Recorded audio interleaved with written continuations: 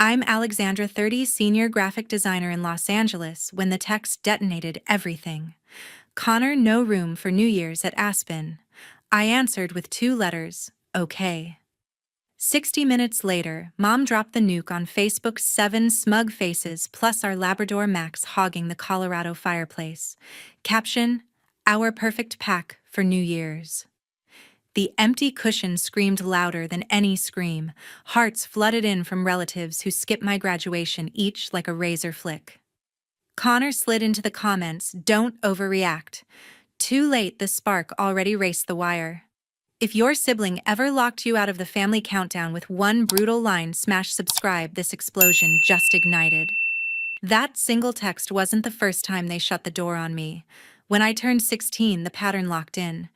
Every New Year's, my parents planned blowout trips and left me behind. First came the Caribbean cruise. Mom said the ship was full with cousins. Next, Vegas for Connor's 18th. Dad claimed hotel suites maxed out at 8 people. Hawaii followed 2 years later, then a ski lodge in Park City, a condo in Miami, another cruise to Alaska. 14 straight years, same excuse, no extra bed, no budget for one more ticket. I stopped asking after the 10th rejection and started saving my own money instead. Keith stepped in when I hit 18.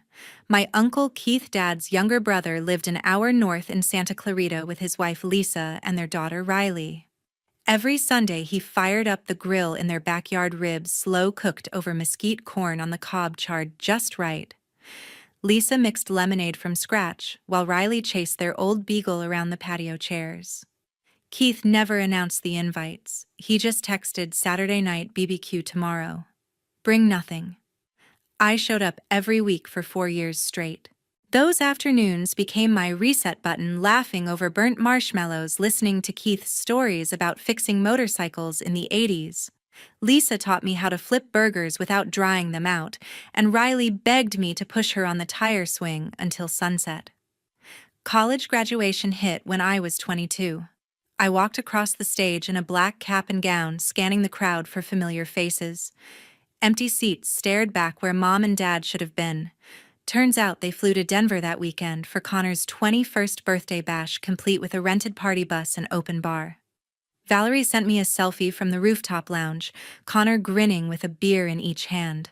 I refreshed my phone for hours, waiting for a congrats text that never came. Keith showed up anyway. He pulled into the campus parking lot in his beat-up Ford pickup, 3 hours on the freeway from home. In the passenger seat sat a bouquet of sunflowers wrapped in brown paper and a homemade chocolate cake balanced on Lisa's lap. Riley bounced out first, waving a hand-painted sign, "Big Sis graduated." Keith clapped louder than anyone when my name echoed over the speakers. He hugged me so tight the tassel on my cap got tangled in his beard. Lisa snapped photos on her old flip phone, tears smudging her mascara. After the ceremony, we drove to a diner off the 405. Keith insisted on buying milkshakes to celebrate. Riley smeared whipped cream on my nose and declared it official grad makeup. On the ride home, Keith kept one hand on the wheel, the other drumming the dashboard to classic rock. He didn't mention Mom or Dad once, didn't ask why they bailed. He just said, "Proud of you, kid. Always will be." That cake tasted better than any 5-star restaurant dessert I've had since. My bonus dropped the week before Christmas, a clean $25,000 wired straight from the agency after landing a major tech client.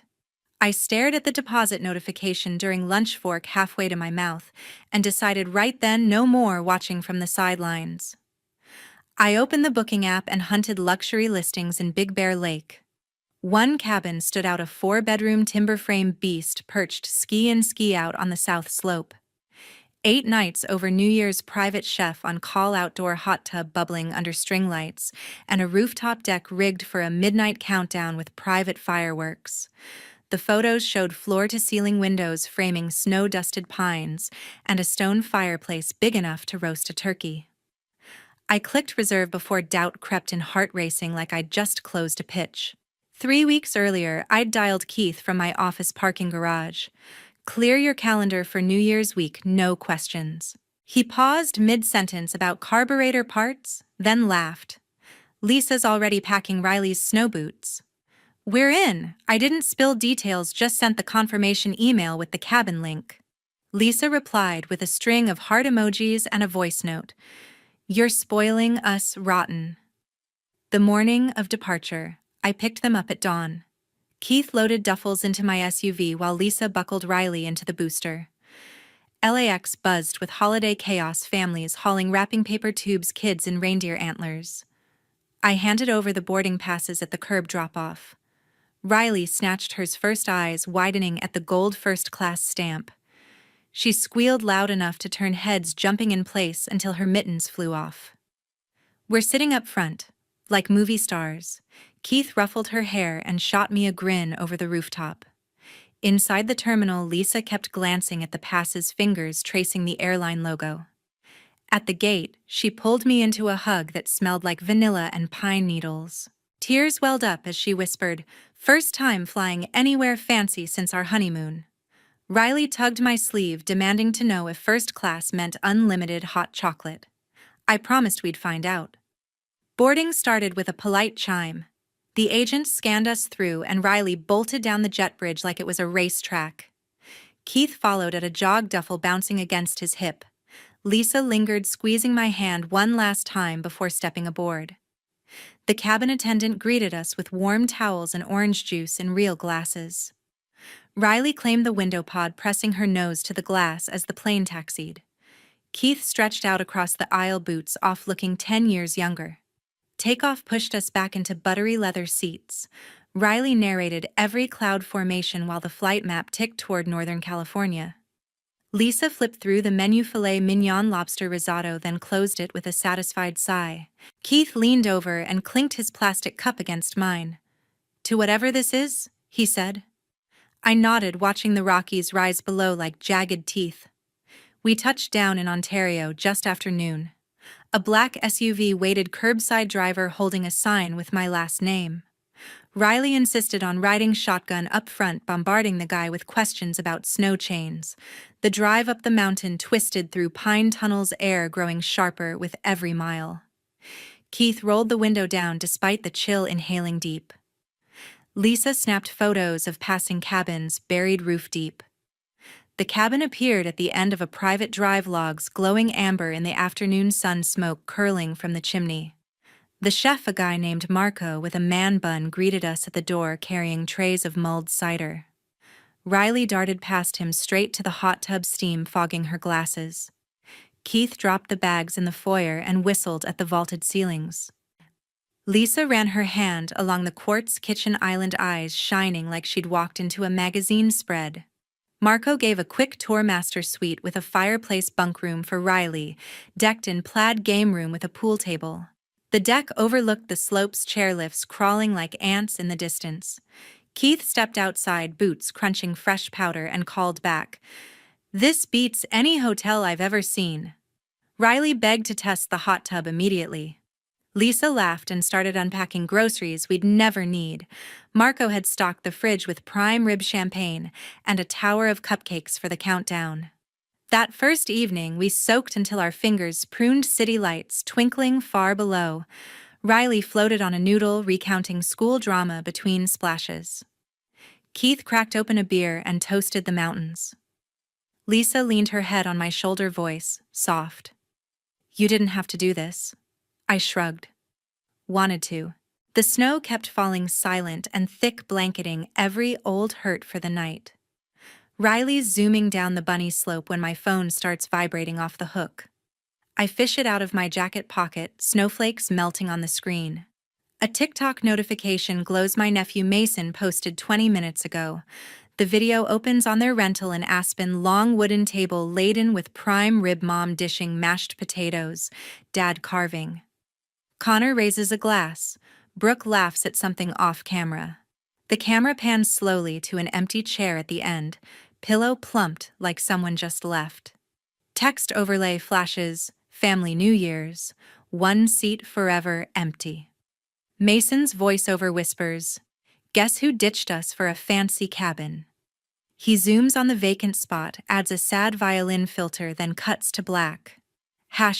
#guess family drama, missing sister. I tap play again. The view counter climbs in real time 50,100 half a million. Comments flood strangers tagging friends.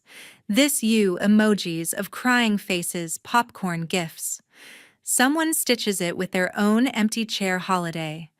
By the time Riley tumbles into a snowbank giggling, the video hits 800,000. Connor's name lights up first. Missed call, missed call, missed call. 19 in a row, each one rattling the speaker. I let the 20th ring out while Keith helps Riley brush off powder. Voicemail icon blinks. I press play on speaker volume low so only I hear. Connor's voice hisses through static. You're making us look bad. Take it down or explain yourself. No hello, no happy new year. He hangs up abrupt like I'm a client who missed deadline. I scroll the comments under Mason's post. Valerie's profile picture pops near the top, professional headshot blazer and pearl earrings. Her reply sits pinned, classic attention grab. Some people can't stand not being center stage. Thumbs up reactions pile under it, mostly from Mom's Bridge Club friends. I screenshot before it vanishes, thumb hovering over block. Riley trots over, cheeks red from wind. Why's your phone angry? Keith glances at the screen, eyebrows knitting. I lock it and shove the thing in my pocket. Work stuff, I lie. She accepts, already eyeing the lift line for another run. Back at the cabin that night, Marco serves cocoa with peppermint schnapps for the adults. I sit on the deck steps, boots, crunching salt, watching the village lights twinkle below. The TikTok counter refreshes 1.1 million. A news alert pings local influencer roundup, features Mason's clip. Strangers debate in the replies who's the mystery sister, why the empty chair gift or guilt trip. Connor calls again while I'm toweling Riley's hair. I decline, but the voicemail follows instantly. Same clipped tone, delete your posts or we're done talking. I don't have posts. Mason does. I forward the audio to Keith without context. He listens in the kitchen, jaw tight, then deletes it. Kid 16. He'll learn is all he says. Valerie doubles down at midnight. Another comment longer, always playing victim. We offered to include her years ago. Lies stack like kindling. I type a reply, delete, type again. Keith appears behind me, hand on my shoulder. Not worth the data, he mutters. I close the app. The video crests 1.2 million by the time fireworks bloom over the lake. Riley ooze from the hot tub, sparks reflecting in her eyes. I lean against the railing, phone, finally silent. Mason added a part 2 slow motion of the empty chair with text, still waiting. Views keep climbing. Connor's contact photo stares from my recent calls list, 19 red mist badges like accusations. Valerie's comment garners its own thread, ants chiming in with prayer hands. Keith brings out sparklers for Riley. She writes her name in light loops, swirling gold. I hold one too, tracing a quick circle before it fizzles. The TikTok algorithm pushes the drama to For You pages across the country. Strangers duet stitch react. My name trends locally without ever being spoken. Inside, Marco clears plates. I check one last time, 1.2 million, exactly 36 hours on the dot. Connor's final voicemail lands as I set the phone face down. This is on you. I power off completely, screen going black against the fireplace glow. Riley begs for one more sparkler. Keith lights it and we step back onto the deck as the new year ignites overhead. My inbox blew up before lunch, subject line screaming in bold, family matters. Urgent. Valerie's name sat in the sender field, HR copied like a corporate hit job. I clicked from the cabin's loft, Keith brewing coffee downstairs. The email unfolded in bullet points, 6-year-old me crying at my birthday because no one played with me. 8-year-old me refusing Connor a colored pencil during art class. She twisted every memory into proof I'd always been difficult, selfish, the reason holidays fractured. Closing line. We tried including you. Stop painting us as villains. HR's auto-reply thanked her for bringing concerns forward. I forwarded it to my personal account, hands shaking over the trackpad. Connor's contact flashed next incoming call. I hit speaker and accept. Valerie told me about the email he started without greeting. I cut in calm, voice steady. Let's review the record. 16 Caribbean cruise, no ticket. 17 Vegas suite, max capacity. 18 Hawaii condo, cousins only. 19 Park City Lodge. I rattled off 14 years, dates, and destinations crisp from memory. Connor interrupted halfway. That's ancient history. I kept going. Miami Beach House, Alaska cruise again, Napa Vineyard tour. He groaned loud enough to echo. You're obsessed. I finished the list. Silence stretched then. Click. He hung up. Keith climbed the stairs with 2 mugs, steam curling. I spun the laptop so he could read. He scrolled, slow eyebrows climbing. This is scapegoating 101, he said, setting coffee beside me. They need a villain to stay heroes. Rewrite history, control the narrative. He pointed at the pencil story. You were 8. He wanted the red one mid-project. Classic kid stuff. Lisa called from below about hot chocolate refills. Keith closed the lid gentle. Don't reply from work email. Ever. I opened a new tab, drafted a response in Notes Facts. Only no emotion. Deleted it. Drafted again, attached old photos of empty airline seats with my name on waitlists. Deleted. Keith watched without comment, sipping black coffee. Riley burst in wearing pajamas printed with rockets demanding we build a fort. Distraction arrived perfect. Valerie followed up an hour later, another email, this one to my personal address. Subject, let's talk like adults. Body, 3 paragraphs blaming my independent streak for family tension, ending with an invite to clear the air over Zoom after the holiday. I showed Keith. He snorted. Translation, control the call record at edit clips. He advised mute no video, but I declined the link entirely. Connor texted direct email was too much. Call me. I ignored. He tried again. Val's stressed. Cut her slack. I typed 14 years of slack. Done. Sent before regret hit. His reply bubble appeared, vanished, appeared. Finally, you're burning bridges. I powered the phone to airplane mode. Keith pulled ingredients for sandwiches, turkey, avocado, sourdough. Fuel, first fight.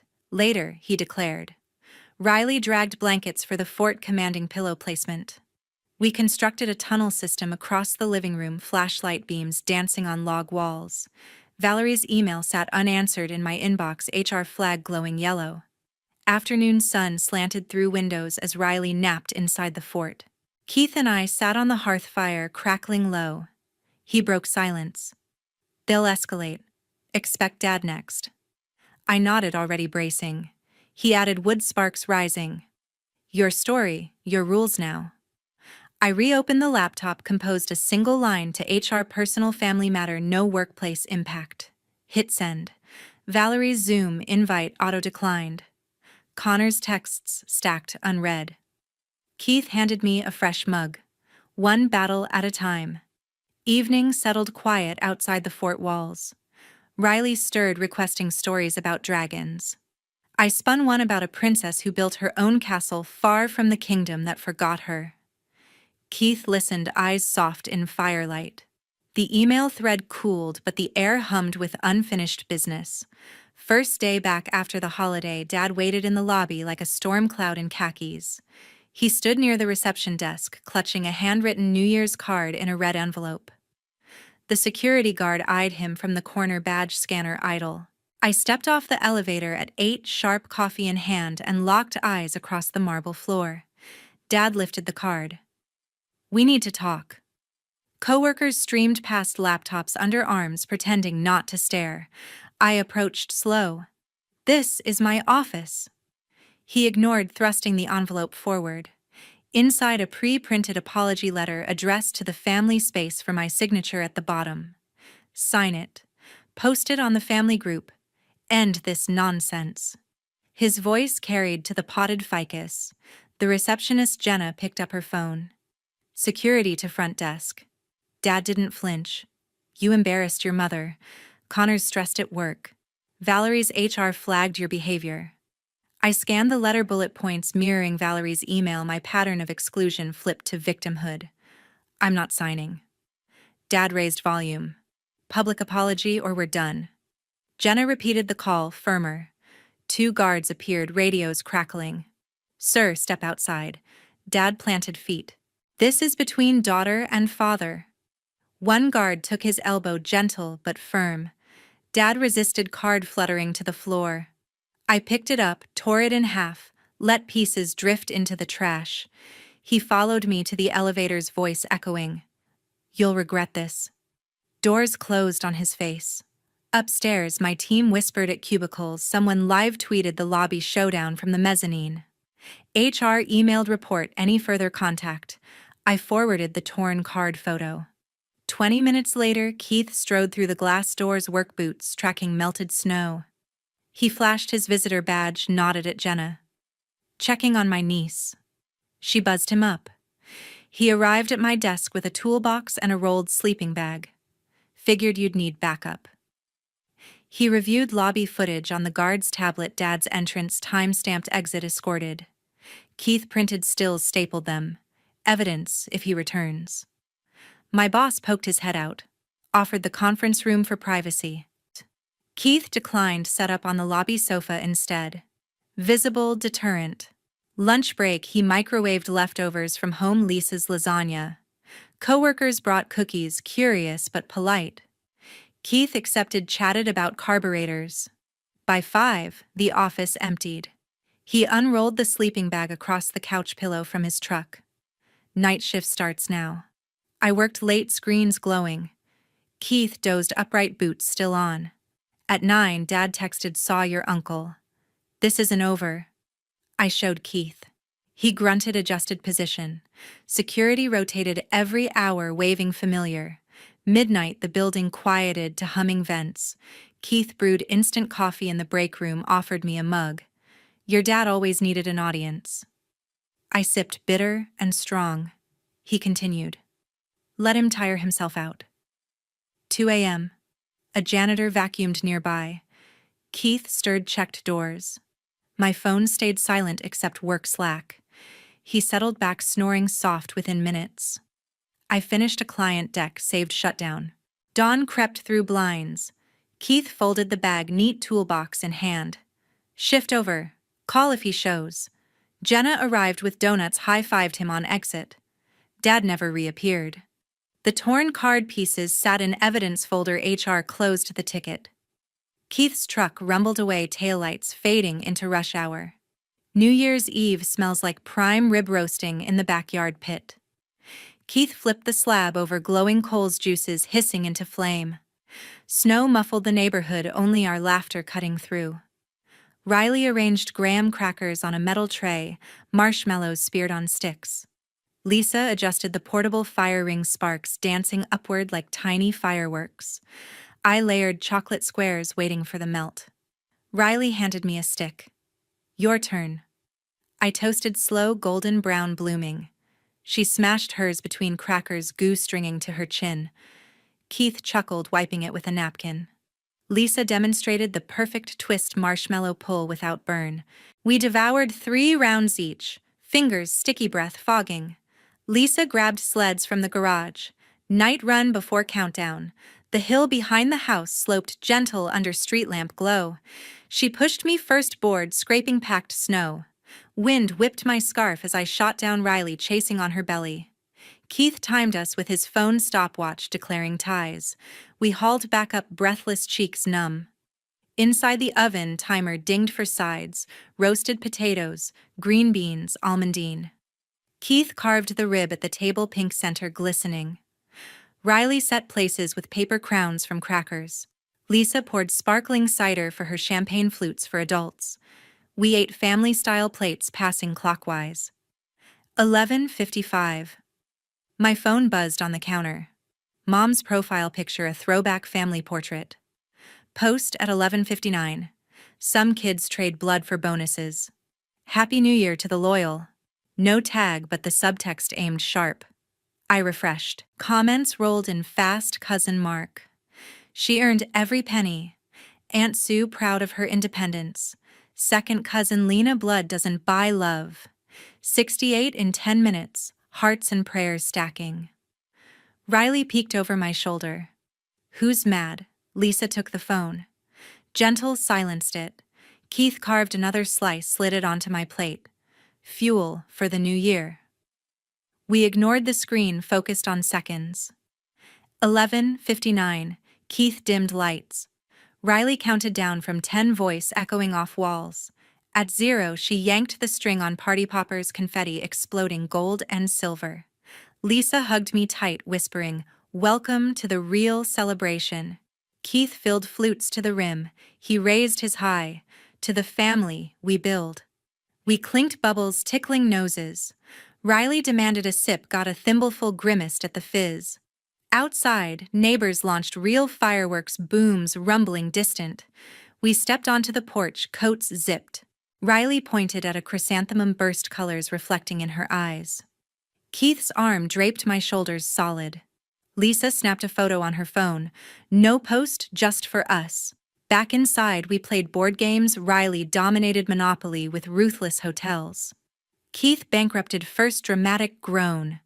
Lisa brewed cocoa with extra whipped cream. I licked the spoon, clean tasting childhood without the baggage. 1 a.m. Riley conked on the couch, crown crooked. Keith carried her to bed, tucking blankets. Lisa washed dishes, humming oldies. I dried, stacking plates neat. She bumped my hip. Stay as long as you need. I nodded, throat thick. 2 a.m. Keith stoked the fire one last time. We sat on the rug, flames low. He spoke quiet.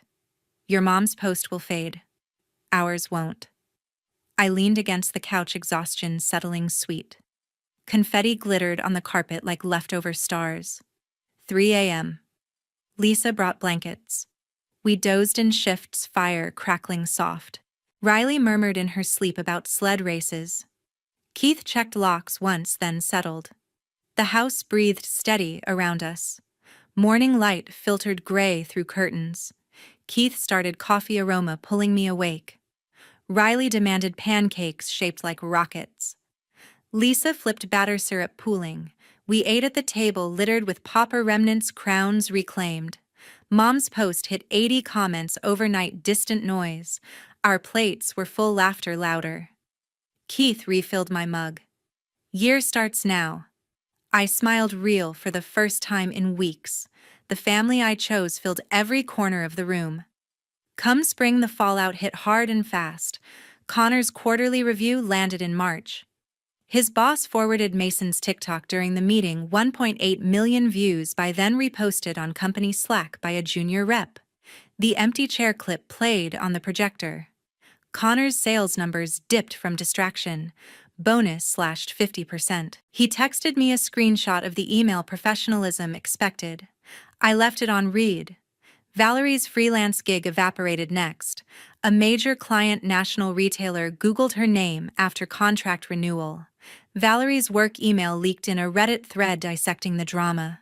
Screenshots of her victim bullets circulated. Client pulled the campaign, citing brand alignment concerns. She called crying, blamed me for ruining her reputation. I hung up after 30 seconds. My promotion arrived the same week. HR slid the offer across the conference table. Creative director, 30% raise, corner office with downtown view. I signed without negotiation, pen steady.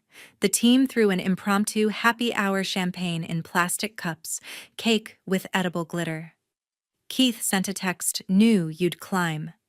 Lisa added a photo of Riley holding a sign, big sis boss. I unpacked in the new space Monday morning. Framed the first-class boarding pass from Big Bear, hung sunflowers from graduation. Clients flooded my inbox, referrals from the tech win that started the bonus. Revenue projections doubled. Connor tried outreach in April.